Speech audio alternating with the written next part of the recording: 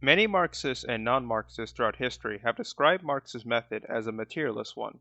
It's understandable why they would say this, since Marx's writings deal heavily with the external world and the material conditions we are born into and develop in.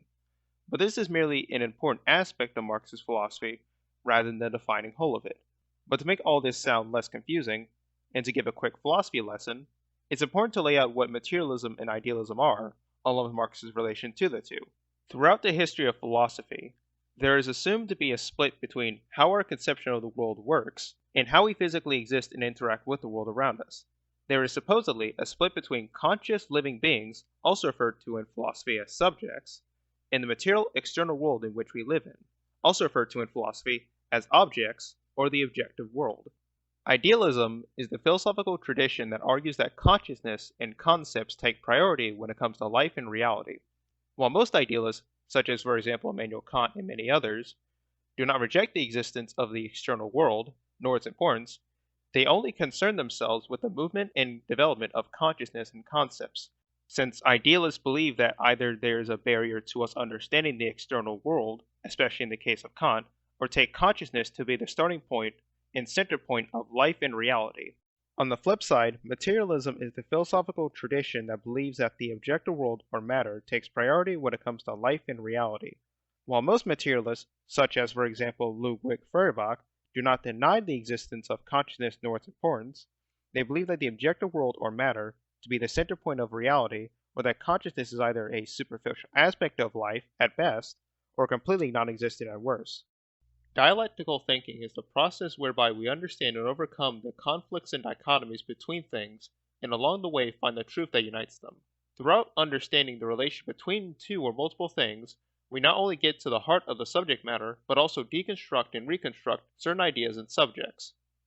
Marx, being a dialectician, rejected both these positions, idealism and materialism, especially in their vulgar forms, and sought to get at the truth that unites both, rather than pick a side within the conflict between the two. We see this when Marx takes issue with materialism in his writings on theses of Feuerbach. Quote, "The chief of all hitherto existing materialism, that of Feuerbach included, is that the thing, reality, sensuousness, is conceived only in the form of object or of contemplation, but not as sensuous human activity, practice, not subjectively. Hence, in contradiction to materialism, the active side was developed abstractly by idealism, which of course does not know real sensuous activity as such. Feuerbach wants sensuous objects really distinct from the thought objects, but he does not conceive human activity itself as objective activity. Hence, in the essence of Christianity, he regards a theoretical attitude as the only genuine human attitude, while practice is only conceived and fixed only in its dirty judicial manifestation. Hence, he does not grasp the significance of revolutionary, of practical critical activity. In other parts of the work, he complains further, saying that the materialist doctrine concerning the changing of circumstances in upbringing forgets that circumstances are changed by men, and that it is essential to educate the educator himself. This doctrine must therefore divide society into two parts, one of which is superior to society. The coincidence of the changing of circumstances and of human activity, or self-changing, can be conceived and rationally understood only as revolutionary practice. To summarize, Marx is taking issue with the fact that all existing materialists, especially for his time, reject the importance of how conscious living beings play a part in shaping history. Conscious living beings are both a part of the objective world and change the objective world through their consciousness. Marx did not see a separation between idealism and materialism, since both are important factors to understand the life of conscious living beings, specifically human beings. He did not counterpose materialism to idealism, but rather recreated both philosophical traditions in a way that both were made consistent with human life. The unit between idealism and materialism is called a consistent naturalism or humanism. As Marx himself lays out in the Economic and Philosophic Manuscripts of 1844, here we see how consistent naturalism or humanism is distinct from both idealism and materialism, and constitutes at the same time the unifying truth of both. We also see how only naturalism is capable of comprehending the actions of world history. So it's completely inaccurate to call Marx's philosophy materialist when there is a better word that best describes his philosophy as a whole. While someone can still say there exists a materialism of Marx, it should not be forgotten that this materialism is only an aspect of Marx's philosophy as much as idealism is, since Marx makes clear that he seeks a unity between the two and Marx has never called his philosophy nor method materialist. At best, he's only ever described certain aspects of his philosophy as being materialistic rather than materialist. This understanding and interpretation of Marx has been either discovered, defended, or developed by many different Marxists and scholars throughout history, such as Raya Dunayevskaya, Cyril Smith, Marshall Berman, Maximilian Rubel, Erich Fromm, Ernst Bloch, and many others I can keep listing off. While some of them I listed off still make the mistake of calling Marx a materialist, the point is, however, is that they rejected Marx's philosophy and method being reduced to nothing more than a positivist materialism. They sought to defend Marx's humanist philosophy and develop new ways of understanding the world based on it. This understanding, of course, has come with backlash by those that reduce Marx to being a positivist materialist either because their entire worldview depends on Marx being interpreted as such, or they have an agenda in saying that Marx is nothing more than a materialist.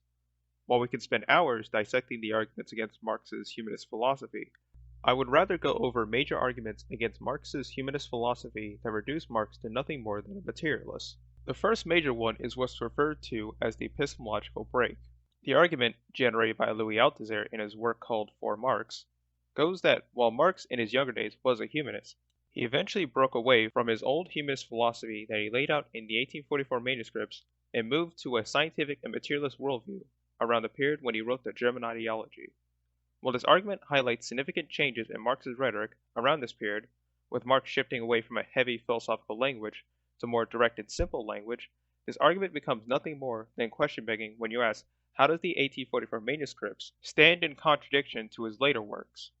Secondly, when people talk about or defend the humanist philosophy of Marx, they are usually referring to Marx's usage of dialectics in his critique and recreation of Hegel's philosophical system. This is evident throughout his later works, especially in the Grundrisse in Capital Volume 1, where Marx uses dialectical thinking to decode and critique political economy at its core. Even Louis Althusser had to highlight the usage of dialectical thinking in Hegelian influences when he wrote the preface to the French edition of Capital Volume 1. As we can see, the epistemological break within Marx is groundless at best and question-begging at worst. Similar question-begging arguments would be made by later Marxists after Althusser that Marx contradicted himself constantly throughout his own works. This argument is made with the conclusion that, therefore, any Marxist who claims to have an interpretation of Marx that makes all of his work sound coherent is just asserting their own worldview into Marx. While Marx did change certain aspects of his worldview, his usage of dialectical thinking, his center point of analysis of human beings and the conditions that they're born into and develop in, and his usage of the first two in order to critique political economy and capitalist society as a whole remains consistent. There would have to be a massive amount of evidence to prove how Marx contradicted himself to the point where he had no worldview that he worked off of. The next argument against Marx's humanist philosophy is that Marx puts an emphasis on things such as social structures and production, which are taken to be an indication that Marx is committed to the material world. But social structures and production are social things, which means they require the existence of living things to perpetuate them both mentally and physically. To say production is a material thing is to imply that production can exist without human beings or living things. It also denies the role consciousness plays in shaping production and social structures. Production and social structures are social constructs, and it's silly how anyone can think that they prove materialism in Marx. The next one and most major argument is dialectical materialism and historical materialism. These terms were never used by Marx and are vulgarization of Marx's dialectical method. For dialectical materialism, it either claims that dialectics exists in the material world or applies dialectics to the material world, unlike Marx's dialectical method, which is based on Marx's understanding and analyzing of social phenomena such as society and history.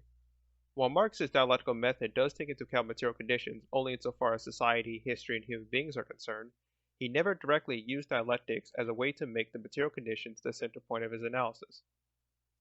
As for historical materialism, it asserts that the primary thing that moves history is the material conditions, class struggle, and development of technology. This again only highlights a key aspect of what moves history that Marx never made the center point of his analysis, which was again human beings within their conditions. Some will also bring up how Marx used the phrase materialist conception of history in his work called the German Ideology, and how this is proof that historical materialism is Marx's method, since he uses the word materialist in the phrase.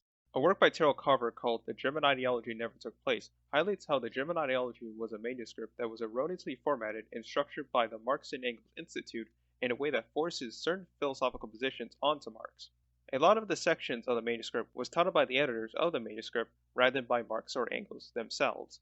which gives the false impression that it's a philosophical manifesto rather than a manuscript. Furthermore, the majority of the manuscript was written by Engels, with Marx, Weidemar, and Moses Hess doing small edits and comments on the manuscript. Even if we are to ignore all this information that Terrell Carver provides in his work and take the terminology as it is, without any historical context to it, the writing still doesn't prove Marx was committed to materialism, since he still centers his analysis on human beings within their condition. He in no way fits the definition of materialism previously laid out. One of the last major arguments is citing Engels and Marx's relation with him.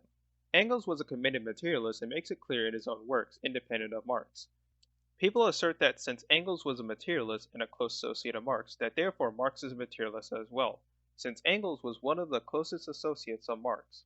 It deserves an entire video on its own about the relation between the two, but to not make it too long, I'll be brief about addressing this.